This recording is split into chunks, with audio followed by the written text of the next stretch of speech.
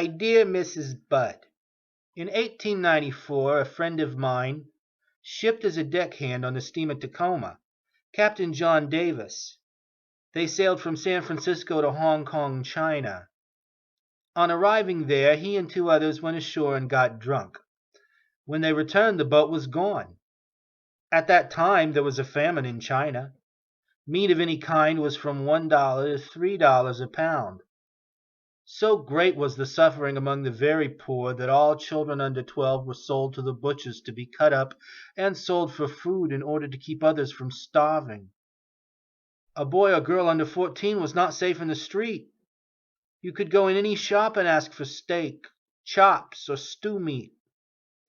Part of the naked body of a boy or girl would be brought out and just what you wanted cut from it. A boy or girl's behind, which is the sweetest part of the body and sold as veal cutlet, brought the highest price. John stayed there so long he acquired a taste for human flesh. On his return to New York, he stole two boys, one 7, one 11, took them to his home, stripped them naked, tied them in a closet, then burned everything they had on. Several times every day and night he spanked them, tortured them to make their meat good and tender. First he killed the 11-year-old boy because he had the fattest ass and of course the most meat on it. Every part of his body was cooked and eaten except head, bones, and guts. He was roasted in the oven, all of his ass, boiled, broiled, fried, stewed.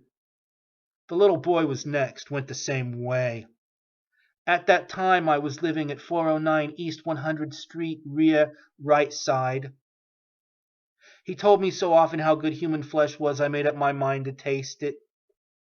On Sunday, June the 3rd, 1928, I called on you at 406 West 15th Street, brought you pot cheese, strawberries. We had lunch. Grace sat in my lap and kissed me. I made up my mind to eat her, on the pretense of taking her to a party. You said yes, she could go. I took her to an empty house in Westchester I had already picked out. When we got there, I told her to remain outside. She picked wildflowers. I went upstairs and stripped all my clothes off. I knew if I did not, I would get her blood on them.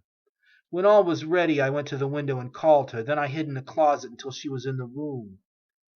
When she saw me all naked, she began to cry and tried to run downstairs. I grabbed her and she said she would tell her mama. First I stripped her naked. How she did kick, bite, and scratch. I choked her to death and cut her in small pieces so I could take my meat to my rooms, cook and eat it. How sweet and tender her little ass was roasted in the oven. It took me 9 days to eat her entire body. I did not fuck her, though I could have, had I wished. She died a virgin.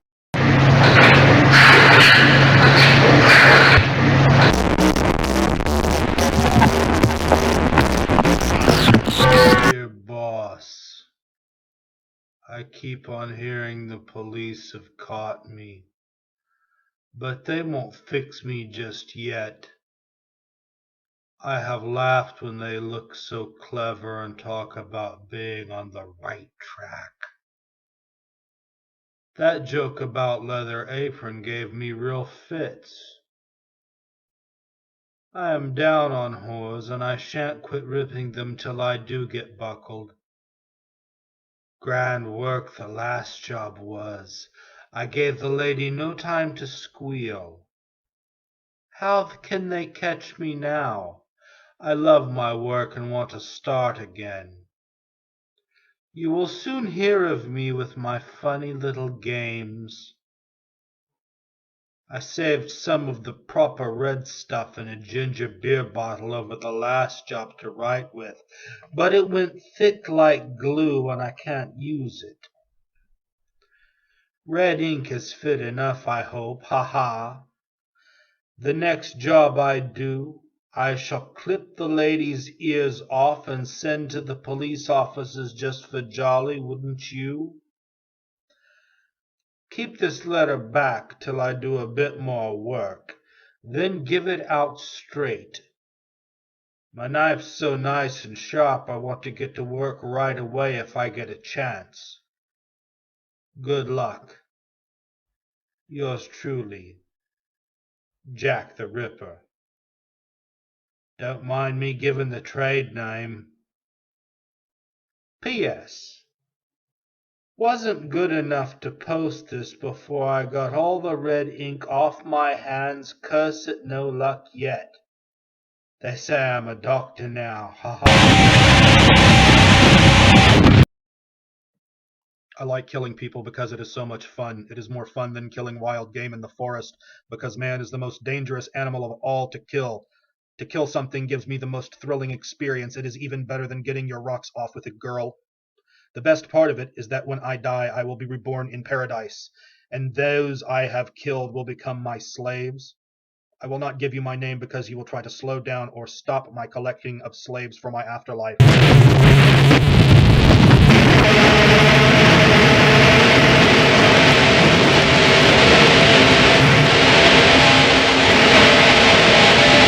Hello from the gutters of NYC, which are filled with dog manure, vomit, stale wine, urine, and blood.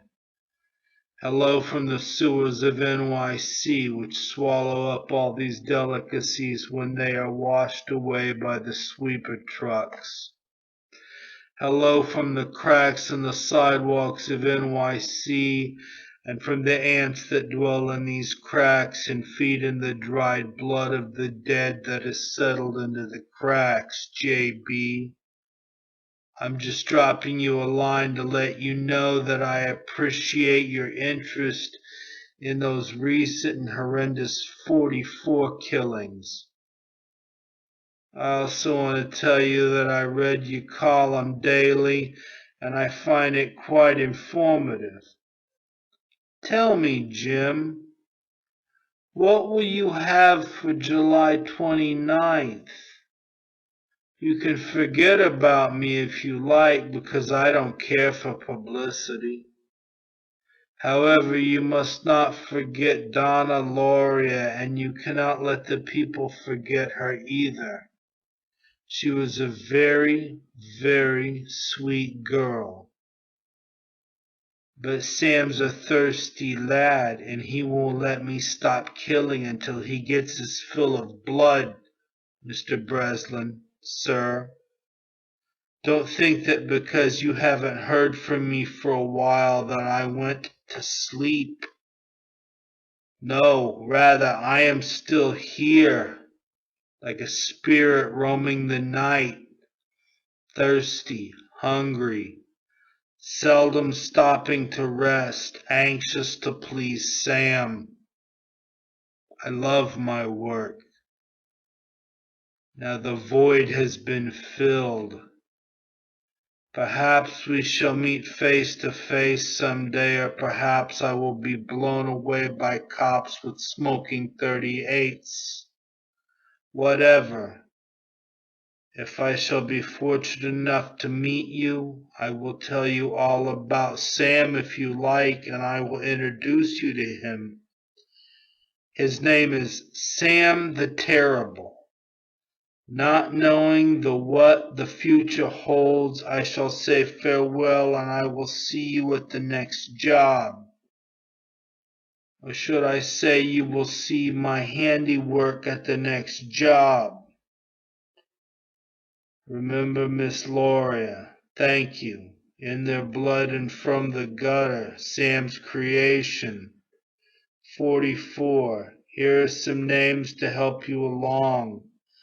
Forward them to the inspector for use by NCIC. The Duke of Death. The Wicked King Wicker.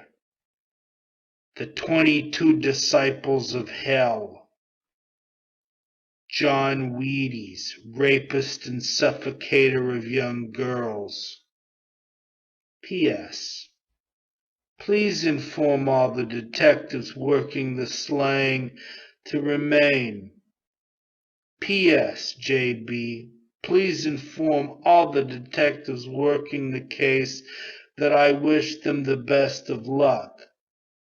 Keep 'em digging, drive on, think positive, get off your butts, knock on coffins, etc. A Upon my capture, I promised to buy all the guys working in the